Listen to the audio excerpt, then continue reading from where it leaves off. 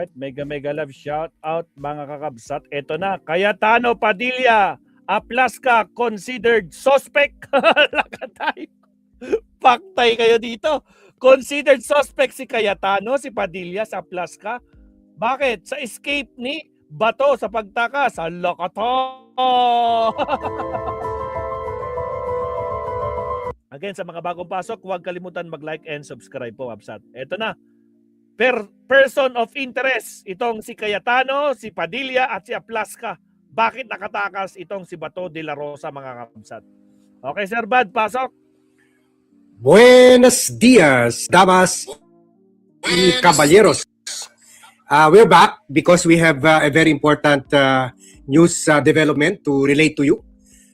Earlier, when we blogged about Boeing Remulla, inviting the senators, Boeing Remulla, inviting or suspending the Senate Sergeant at Arms, si Aplaska, Mau Aplaska, a former three-star general who is the PMA, Philippine Military Academy classmate of Bato de la Rosa. We suggested that whatever cases should be filed against Aplaska should also be filed against Senate President Chis Escudero, against Bato de la Rosa, who moved to give Bato a protective custody, and also other senators, to include Robin Padilla. And now that is what has transpired. It became true because the National Bureau of Investigation Director Melvin Matibag is now saying that in a direct way, Robin Padilla is already considered a person of interest, and as well as Alan Peter Cayetano, who appointed the Sergeant at Arms, who is a PMA classmate of Bato, Mau Aplaska, former General Mau Aplaska, and as well, of course, Mau Maplaska. So silang tatlo talaga na connive dito. Silang tatlo. So Aplaska, sila Chis Escudero appointing Aplaska as OSA head, and then Escudero with acting on the motion of Marcoleta, giving protective custody to Bato de la Rosa, and because of that, Bato de la Rosa was given a chance to stay in the Senate kaysa arestuhin na siya sana ng NBI, and then Aplaska creating chaos by firing the warning shot daw, pero warning shot daw umabot na ng 30 times, 30 times na binaril ang mga officials or agents NBI. ng NBI, and also Aplaska helping perhaps or not acting on when they saw Robin Padilla taking Bato de la Rosa outside of the building. They did not take any action. And finally, of course, Robin Padilla, who was reportedly the one who drove Aplaska, who drove Bato de la Rosa to the airport, kung saan nakita pa sila sa airport. So yan, lahat sila yan part of the conspiracy, part of the escape plan, part of the escape ops ni Bato de la Rosa. We are using the word sa description natin, suspects, kasi yun ang madaling maintindihan ng tao. Suspect naman talaga, although for technical legal interest na mas komplikado, they call them persons of interest. Pero sa akin, suspects na rin yan. Kaya lang, syempre, they want to be legalistic about it. Pero, so they can use the word persons of interest, pero it is commonly known sa atin, suspects na nga. Okay? So, let's watch dito sa TV5, ukol dito. Dito, sinabi lang niya, ang number one person of interest, sabi ni Matibag, si Robin. Pero doon sa interview niya sa ABS-CBN, sinabi niya the three are persons of interest. Robin Padilla, Cayetano, and Aplaska. Tatlo ito. Kasi depende pa naman. Kahit sabihin natin suspect, iimbestigahan pa naman yan. Pwede maklear isa sa kanila dyan. Isa sa tatlong ugok na yan. Tatlong bugok na yan. So, pero right now, they are suspects. They are suspects. So, and the three of them, pare-pareho lang sila. Although dito, kinalipay niya yung sinabi niya kay Don Palisada sa ABS-CBN. Sabi niya, ang person of interest talaga si Robin Padilla. Pero that can also apply, depende sa investigation, kay Cayetano and also kay Aplasca. Si Senator Robin Padilla, itinuturing na raw ng NBI na person of interest si Senator Robin Padilla sa pagtakas ni Senator Bato de la Rosa. Dapat din umanong imbestigahan si Senate Sergeant at Arms Mau Aplasca dahil sa pagpapaputok sa NBI agents na wala naman sa Senate building. Sa puntong ito, magkakasama natin NBI Director Melvin Matibag. Magandang tanghali po sa inyo, Director. Salamat po sa oras. Magandang tanghali po, Ma'am Cheryl, at sa lahat po ng tumatakilig sa inyong programa, isang magandang tanghali. Salamat po. Director Matibag, bakit itinuturing nyo na ang person of interest si Senator Robin Padilla? Kumpirmado na bang kasama siya ni Senator Bato? Well, hindi po tinuturing siya na person of interest in a sense na hinahabol siya. Let's just be clear on that. Ang ibig sabihin po, kasi may nagtanong sa akin na paano ba yung kay si Senator Bato? Paano siya hanapin? Sabi ko, ang unang-una dapat natanungin dyan ay si Senator Robin Padilla. Kasi siya yung huling kasama. May lumabas na pong CCTV. At saka yan sa Sergeant of Arms na siya yung nakakalab ng pagkilos doon sa Senado. So, to a certain extent, they are person of interest doon po sa pagkawala ni Senator Bato de la Rosa.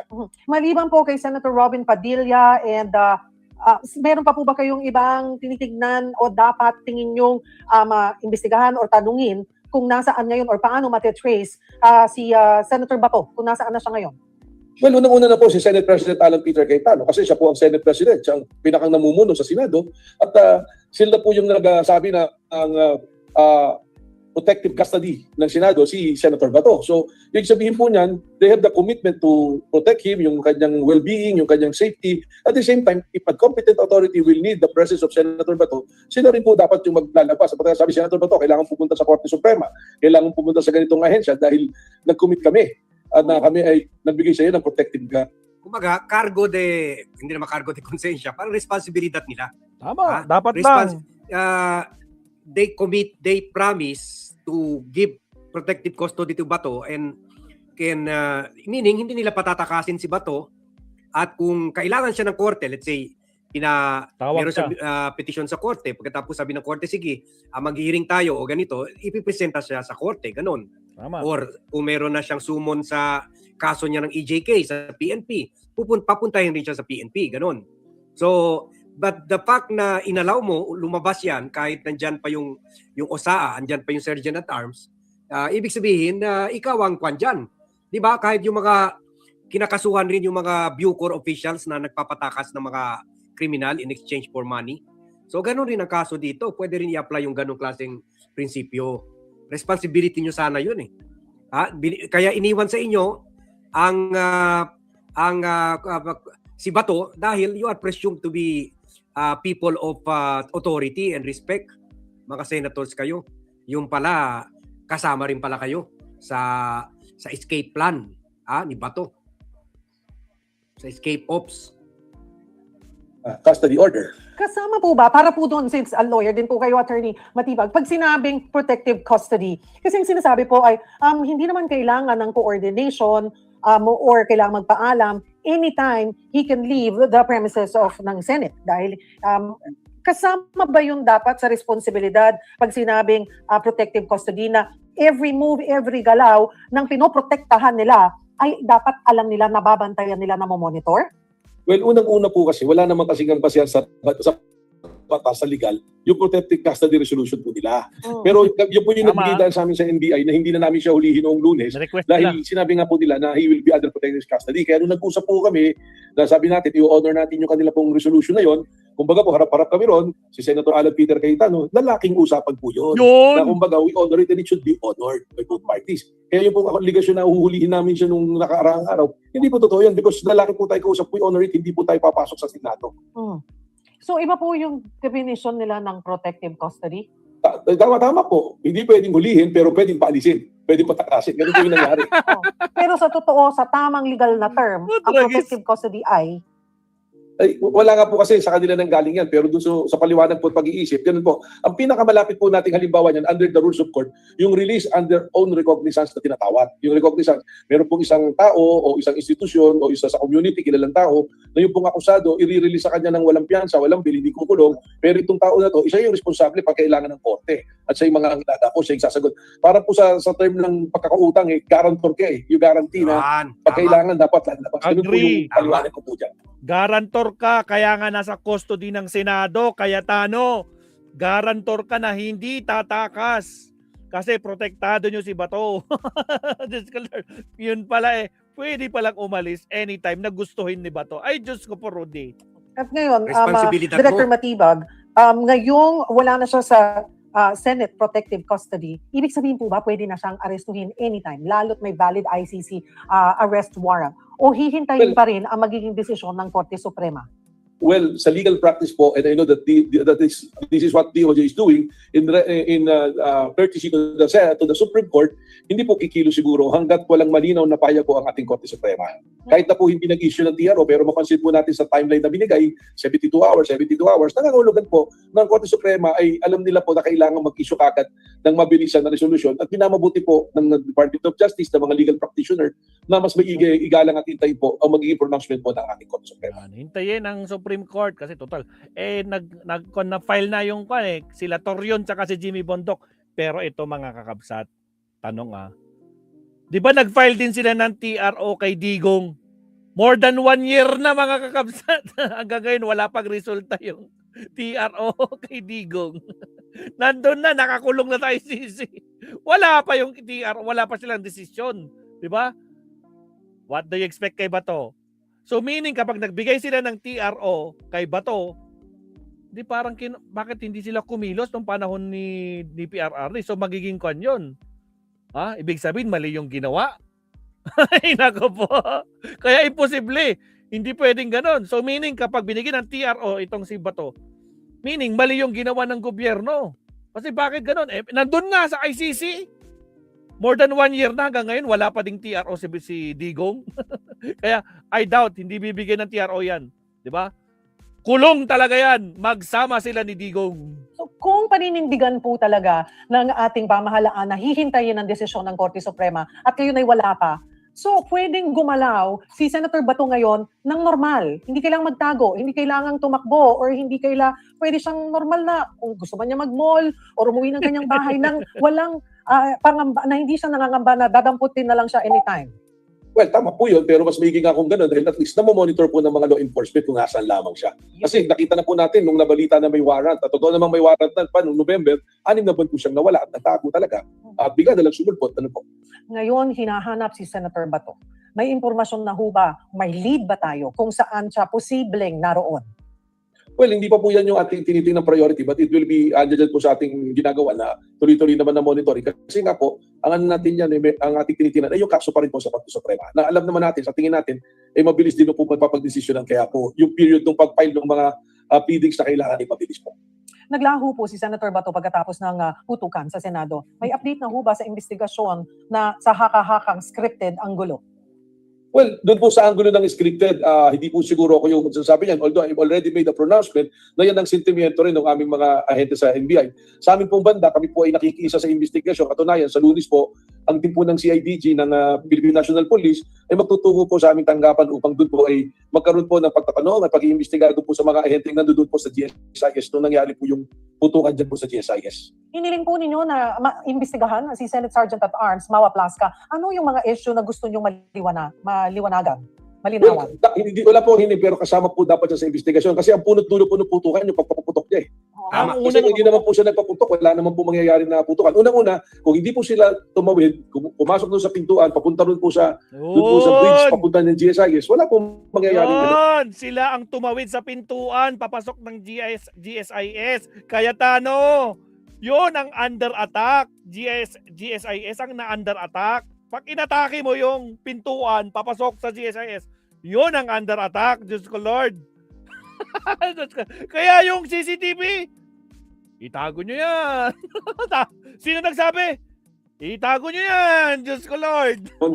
Kasi nagpaputok. Tapos ang nangyari pa, nung nandun siya, nagpaputok siya. siya na nga po mismo sabing nagpakilala ng NBI. Kung narinig niya na ng NBI yun, dapat nirecognize niya, NBI pala to, law enforcement to. So, ibig sabihin, kailangan mag-usap kami. Siya po yung magpapababa ng baril, tapos may baril din po siya. Hindi po siya law enforcement, he is a security personnel. Kaya po Sergeant at Arms siya ng Senado. Ang kanya pong primary function is to protect yung pong safety ng mga senator at saka po yung peace and order within the premises po ng Senado. Kaya napansin ko po nitong mga nakarang interview niya, iginigiit niya na sa side na ng Senado yun. Doon po nangyari yung putukan doon sa para common area, the bridge connecting to GSIS. At yung pong nag-iisang ahente ng NBI kasama isang blue guard, nakaupo po sa side ng GSIS.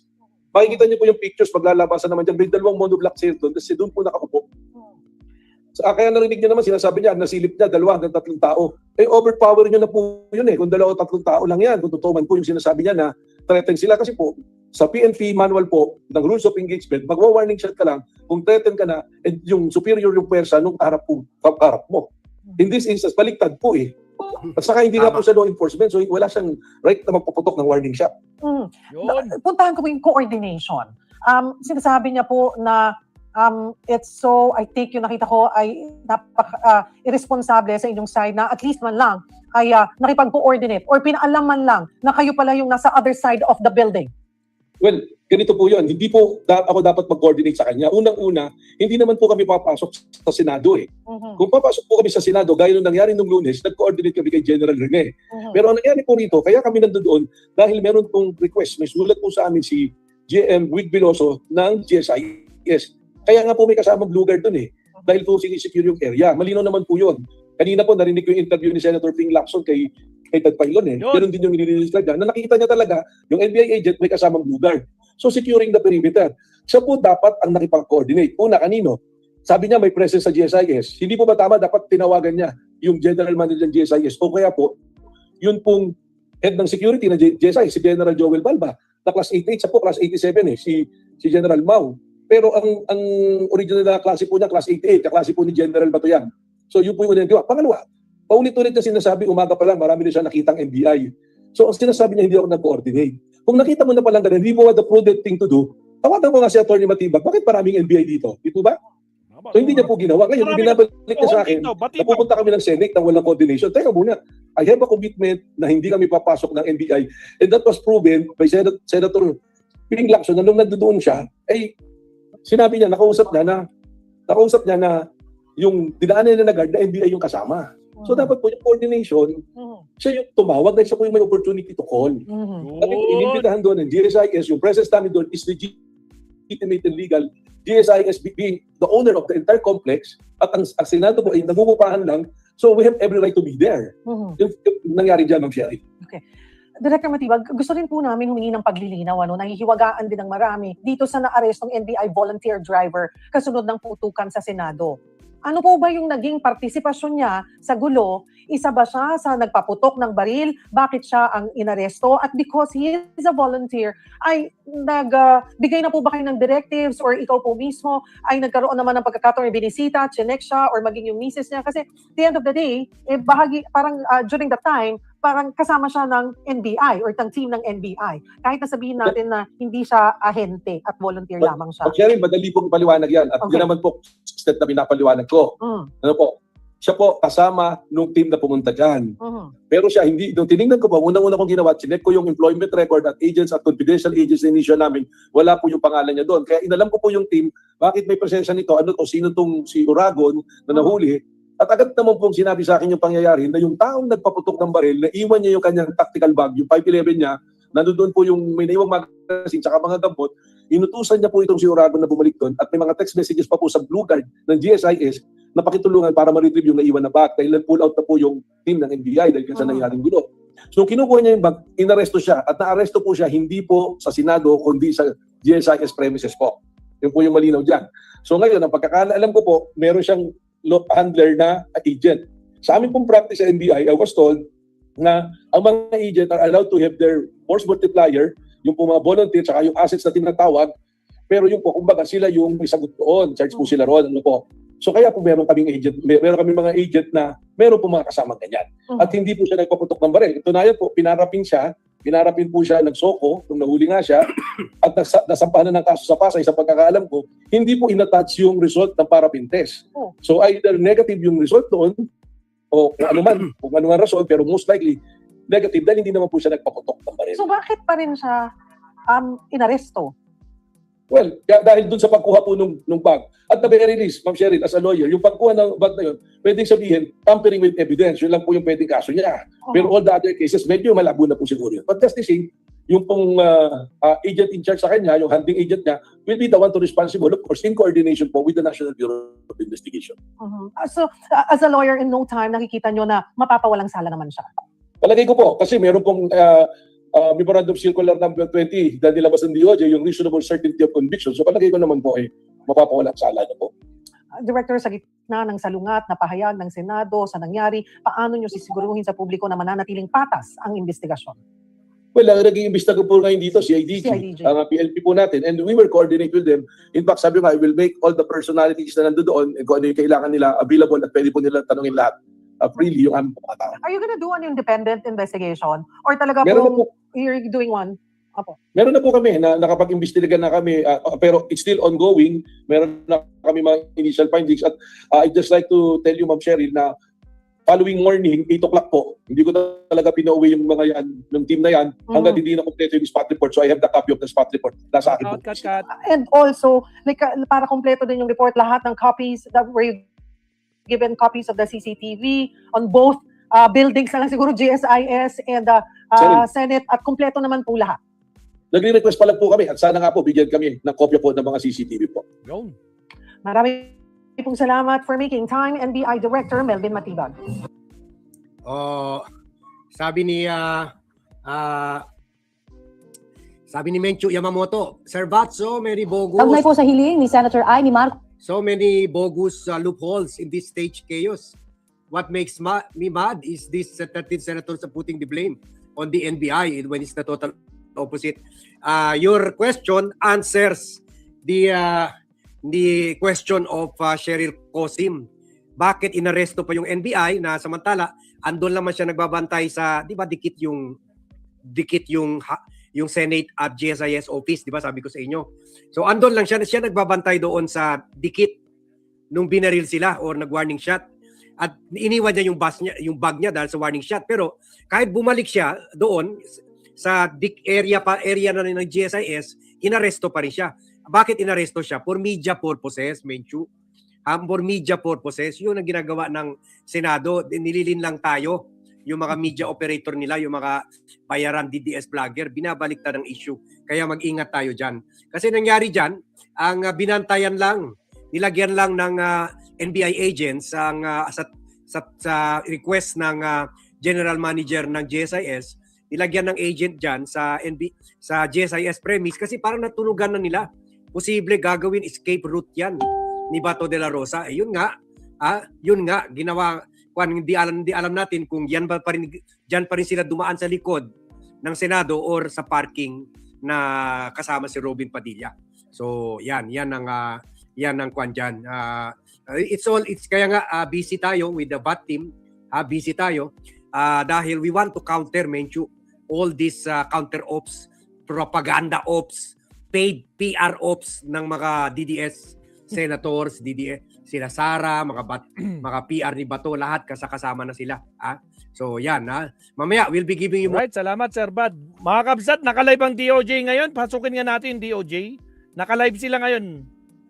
Countdown muna tayo para sa DOJ. DOJ update tayo, naka-live sila ngayon.